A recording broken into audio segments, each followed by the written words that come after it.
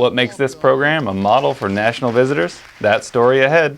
Plus, paddling Jacksonville one site at a time. And we'll take you out to the ball game. Circa 1920. All ahead on JPTV.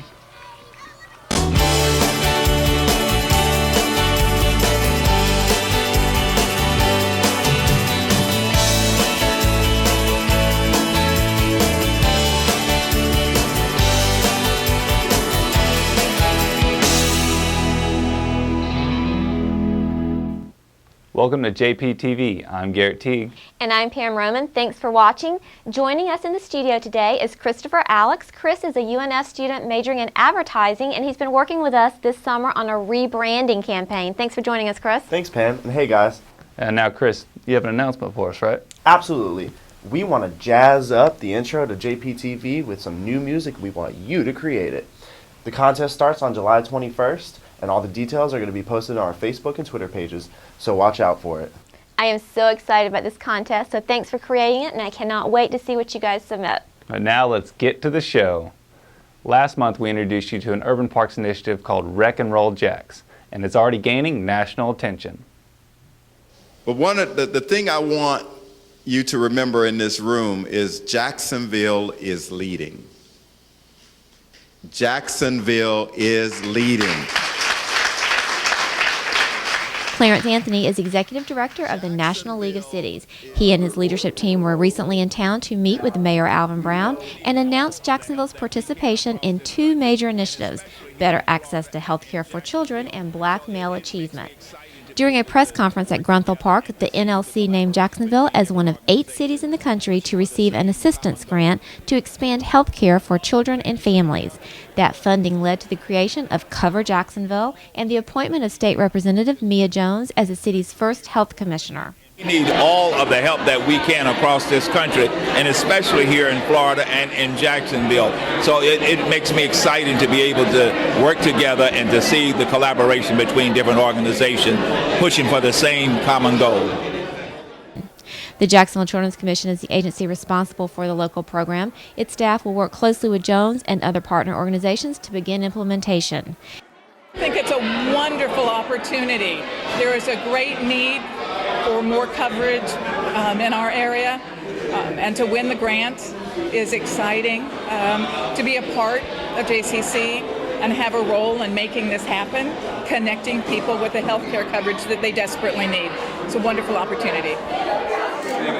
NLC is also in town to visit programs under the Black Male Achievement Initiative and to identify best practices to share with other cities. One of the programs selected is a new urban parks initiative called Rock Jax. Jacksonville is one of 11 cities that are really taking on a much more comprehensive response to Black men and boys. And so those programs are one of the reasons why we're here, to be able to see what Jacksonville is doing, working with the mayor and his team and with the community to also understand that we have to develop a shared vision for, as a community, of what does success look like for Black men and boys. It really makes me feel good that you got the National League of Cities and other nonprofit organizations and local leaders embracing the vision about you got to invest in young people, particularly black males, black male achievement. You have so many of them doing so well, and so you want to acknowledge that, embrace those who are challenged, and you want to help them. So it's very important for the city. It goes to the quality of life in our city, and it speaks to our commitment to create opportunity for all, for everyone to reach their God-given potential, and that's what it's all about. Joining us today for our second time on the show is UNF multimedia student Ashley Pinkett. Welcome back, Ashley. Thank you, Garrett. Recently, city leaders announced a new partnership in the heart of downtown. Hemming Plaza has been at the heart of downtown for over a century, but in recent years, people have been concerned about park upkeep and safety. Now, that's all about to change.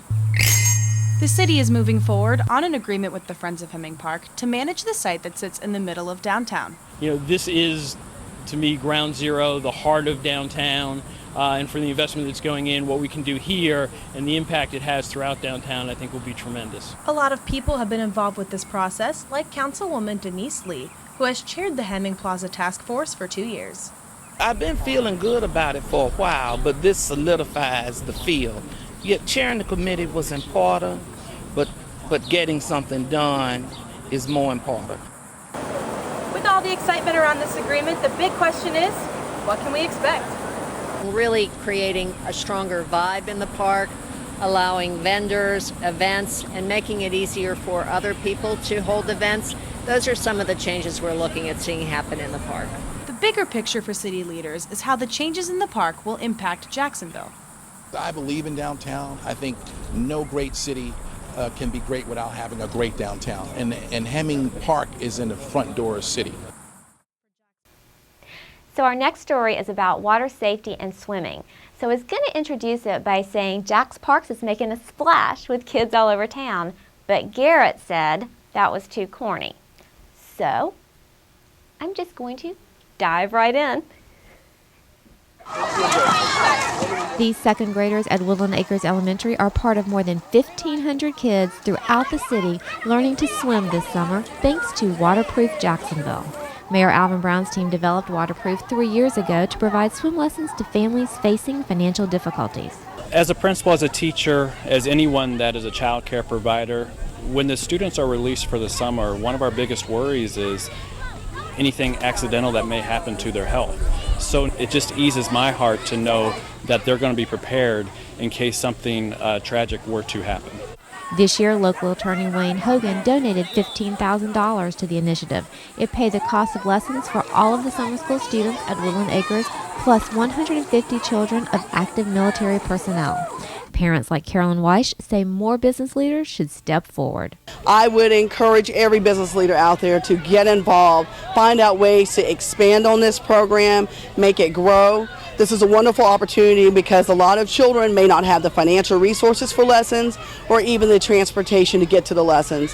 So I would say get involved. 7-year-old Zariah Hudson is on his 4th day of swim lessons and excited to learn more. So did you know how to swim before you started these lessons? So when you were around water, how'd you feel? Kind of scared and nervous. And now how do you feel? Happy. Now if we're doing the back glides, I can float so I won't go under the water. So that's why I'm feeling happy. For more information about Waterproof Jacksonville, visit JaxParks.com. Coming up, where can you get a fresh catch like this one? And who needs a rocking chair? Not these seniors. Answers and more just ahead. Hi, I'm Nikos Westmoreland with the First Coast YMCA. When you're in the water this summer, stay safe, use the buddy system, and never swim alone. No matter where you're swimming, and even if there's a lifeguard, it's always good to have someone else watching your back. They can alert someone if you need help, and they can save your life. Help us waterproof Jacksonville. This message is brought to you by Waterproof Jacksonville, the First Coast YMCA, and attorney Wayne Hogan of the Terrell Hogan Law Firm. I'm a board-certified pediatrician. I've practiced pediatrics now for about 14 years. And I always tell my parents I give the vaccine to both of my daughters. And I really do not want them to come to me 20 years from now and say, "Mom, I have cervical cancer, and you did nothing to protect me." This is a vaccine that is safe, is effective, and it can prevent cancer.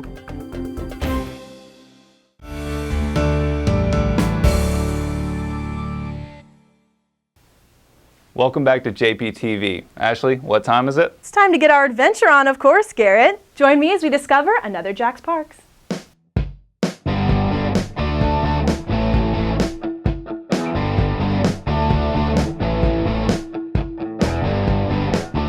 Hi, I'm Ashley, and I'm here to help you discover JaxParks. Today we're in Arlington at Blue Cypress Park. Let's go see what it's all about. Right when you walk in, you can hit the trails and work out at the fitness stations along the way. You can work on your soccer skills or get prepared for Wimbledon at the courts. The playground is a great way to bring your little ones for some outdoor fun. And there's plenty of space to play some catch with your four-legged friend. You can drive to the back of the park or leave the car behind and walk through the nature trails. Tee off at this 9-hole course or play a game of foot golf with some friends. At the back of the park, take a walk on the pier where you can bait your hook or enjoy the views of the river and wildlife. don't forget about the kayak spot. This natural launch is perfect to push off into the water and paddle away. Just watch out for the locals. So come out and discover all that Blue Cypress Park has to offer. Get out and discover your JaxParks. One of the coolest parts about interning here is the time that we do get to spend in our parks. And sometimes get on the water like Don did last week. Definitely. Hi, I'm Don White, and if you can't tell by looking at me, I love to surf. But recently I ditched my surfboard for a kayak. Hey, I'm Joe Crespi with First Coast Outfitters, and I'm here today with JaxParks at Mike McHugh Park and Boat Ramp. We're here to paddle down the Intracoastal Waterway. But before we do that, let's go over some safety tips. Paddling at Mike McHugh Park and Boat Ramp, there's a few things to keep in mind. You should always check the tide and weather reports. You always want to make sure you've got your life jacket or PFD on. Make sure you've got some form of communication, whether it be a VHF radio or cell phone. Make sure you always got your whistle with you, and leave a float plan, letting people know where and when you plan on being back. When launching here, you've got two options. You've got the kayak launch, and you also have the boat ramp. When using the kayak launch at low tide, you're going to be dealing with pluff mud and oysters. So today we're going to be using the boat ramp. Let's go for a paddle. When heading north up the Intracoastal Waterway, the opportunities for wildlife viewing are endless. Check out some of the intercoastal creeks, mostly accessible at high tide. And if you have time, you should make your way up to Dutton Island Preserve and check out all the beautiful wonders it has to offer.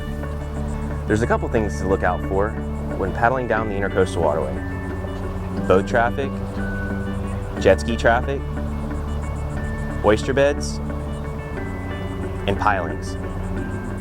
When you start heading south towards Beach Boulevard Bridge, you want to make sure that you give yourself plenty of room away from the pilings located underneath the bridge. These turn into strainers and could cause kayaks to flip. Once you pass the bridge, you'll have even more opportunities to explore the intercoastal creeks. You'll be able to cruise by and see some beautiful homes, or you can just take in the scenery of the Intracoastal Waterway. No matter which way you go, you've got plenty of opportunities to cast a line and catch redfish, trout, flounder, and many other variety of species you'll find in Northeast Florida. And if you're lucky, you might catch a glimpse of a West Indian manatee or an Atlantic bottlenose dolphin. Thanks for coming out with us today at Mike McHugh Park and Boat Ramp. For more information on kayak launches and parks in Jacksonville, visit us at www.jaxparks.com. Follow us on Facebook, Twitter, and Instagram. Up next, a swing and a miss, but you don't want to miss this. And a little later, one woman's incredible journey of learning and inspiration. Stay tuned. Are you looking for a place to report a pothole in your neighborhood? Or is there litter in a park? Maybe you just want to find the trash pickup schedule. Well, 630 City is your answer for that and many more city services.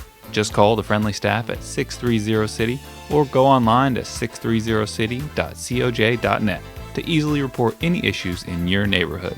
At 630 City, we want to be your trusted resources. We're here to serve you. Welcome to my block party. Glad you can make it. The only triple doubles you get come with fries. Last time you blocked someone, you were online. I can do this all day. Your moves are just gay. Using gay to mean dumb or stupid, not cool. Not cool. Not in my house, not anywhere. It's not creative, it's offensive to gay people. And you're better than that.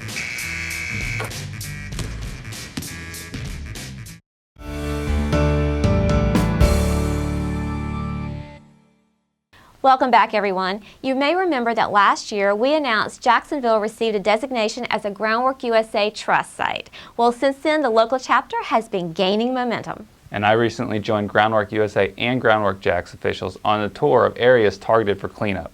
And I learned about their plans to clean up those neighborhoods. Groundwork Jacksonville is waiting on final approval to get started with its plans to clean up Hogan's Creek Greenway and surrounding areas. Expectations are high following a recent visit from Groundwork USA officials. The city received its designation last October and was one of only 3 cities selected in a competitive bid to form its own local trust.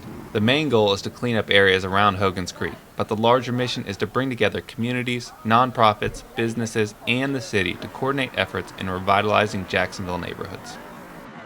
The ultimate goal is to remove the fish advisory sign, but it's also to provide additional recreational opportunity, economic opportunity, community involvement opportunity, and basically clean up impacted ground that pretty much is fallow and underused. With groundwork, it's not just about planting a tree, it's how many other outcomes you can achieve through planting that tree. So is there job training that happens? Is there community engagement that happens? Is there some kind of civic work that happens where people need to work with City Hall to get that tree in place? How many things can you do by just planting that one tree? Hogan's Creek and the parks around Hogan's Creek have been characterized by national experts as being a central park for Jacksonville, something that will attract tourists from other places, something that could encourage businesses to come to Jacksonville, something that will help bring new residents to downtown Jacksonville. And all of those things are important, not just to Springfield and the east side, but to people all over the city. Groundwork USA is a national network of locally based trusts that focus on urban areas facing economic and environmental difficulties. This is the first time that Jacksonville has competed for a Groundwork USA designation. Mayor Alvin Brown committed double the amount of money required by the organization, and community groups came out to support the cause. And all this effort wasn't overlooked. The mayor came to our very first site visit and really talked about how much he supported it and felt like we could really help Jacksonville. A lot of people came and just really wanted this here. So it felt like if we started something, we would have a lot of partnership. So I feel very confident. It's such a competent group here and a great community, and they really want to improve and move their community forward, and everyone seems committed. Once approved, Groundwork Jacksonville will move forward with its plans to become a fully functioning nonprofit, helping to clean up and revitalize Jacksonville's historic Springfield and East Jacksonville neighborhoods. I'm not sure what you did this summer, but this year I did something different. I gunned my DeLorean to 88 Marty McFly style and went back in time.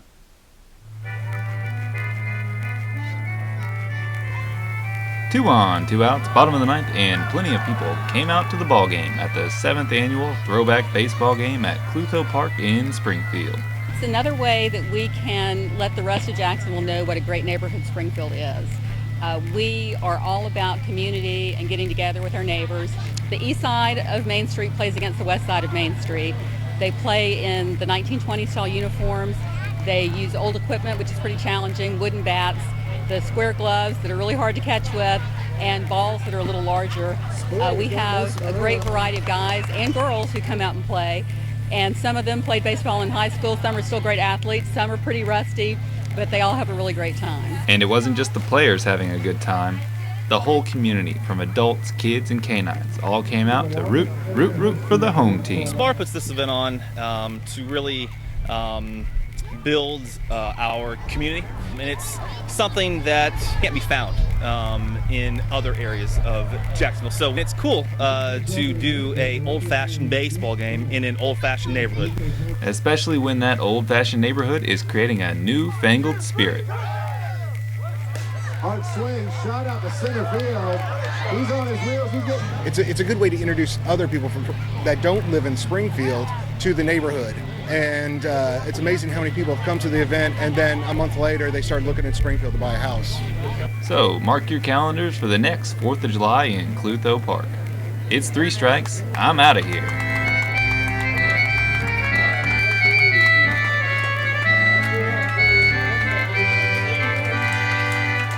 I said to the left, Don. Whatever. I'm trying to teach Don some new dance moves we learned at a recent video shoot. And as you can tell, it's not working. And you'd be surprised where we were. A dance party broke out when Hot 106.5 came out to what seemed like the hottest club in Jacksonville. But actually, it was all going down at Mary L. Singleton Senior Center. Senior Services Program is that vehicle to get them out of their homes, back into the community, and involved in activities that will keep them active, vibrant, and out of an institution. And this is just one of the many fun ways the Senior Services Division brings people together. We have the exercise class, which may include dance, may include yoga. We have the typing classes, which includes our computer class, ceramics classes. We have a number of classes that are here, and I think it satisfies all walks of life. And if you talk to any of the seniors, you can see how much this means to them and the community. See, a lot of us don't get a chance to talk to each other. And they come here and they can explode, man. They don't like to listen, they like to talk. And that means so much to me. It warms my heart. When you get older, people think that you're ready to sit on your chair, rock, until the good Lord calls you home, and it doesn't work like that. If you are out and you are engaged in activities, actually it enables you to live longer. The happier you are in life, actually the longer you happen to live. So I think by coming here, gathering with the social activities that we have, and there is something for anybody. It doesn't matter who you are. There is an activity here for you. There are 19 senior centers around town, and if you're over 55, you should check one out. Or go to jackseniors.org and take advantage of the fun activities and events. After the break, remembering an historic act and the sacrifices that made it a reality. And a conversation about perseverance and acceptance. Stay with us.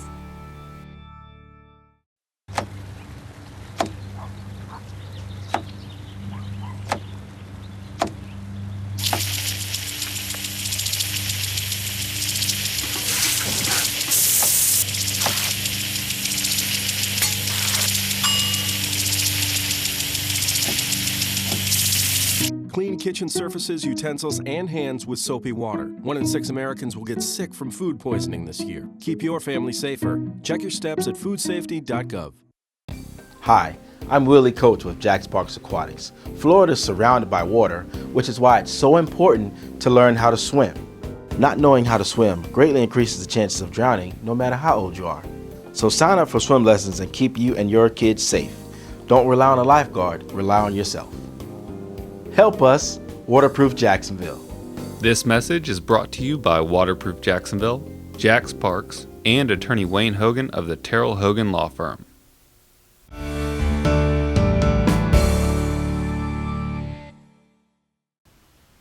Thanks for staying with us, everyone.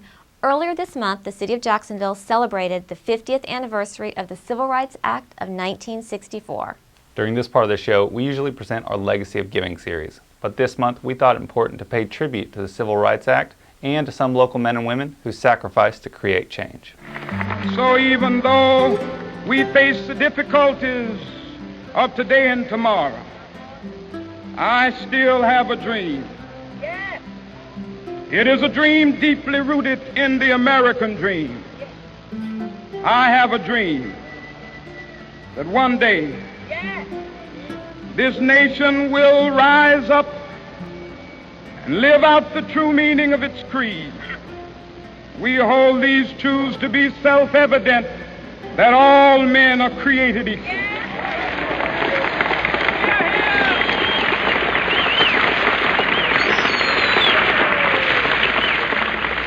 I have a dream that one day on the red hills of Georgia, the sons of former slaves and the sons of former slave owners will be able to sit down together at the table of brotherhood. I have a dream. This summer, UNF student Lucy Wotell worked with us to develop an awareness campaign for our Disabled Services Division. As part of that, she created a series of interviews with members of the disabled community. Up next, let's listen to her conversation with Jacksonville resident Megan Monty.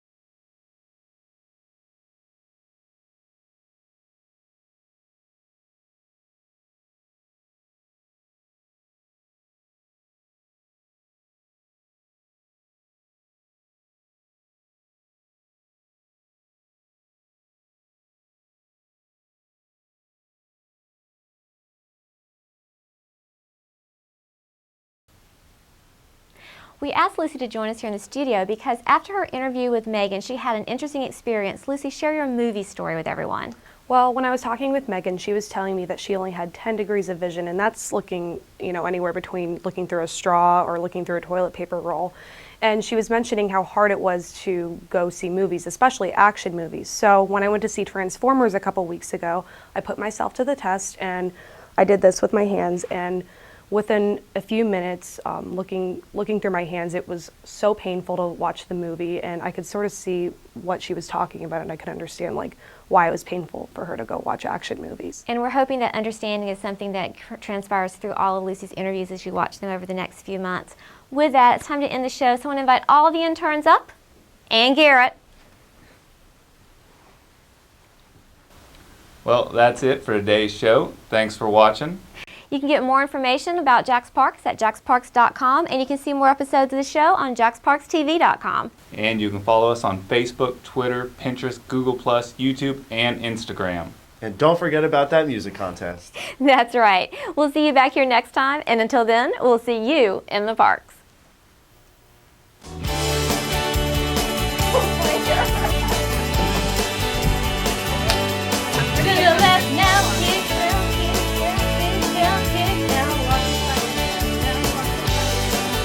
Those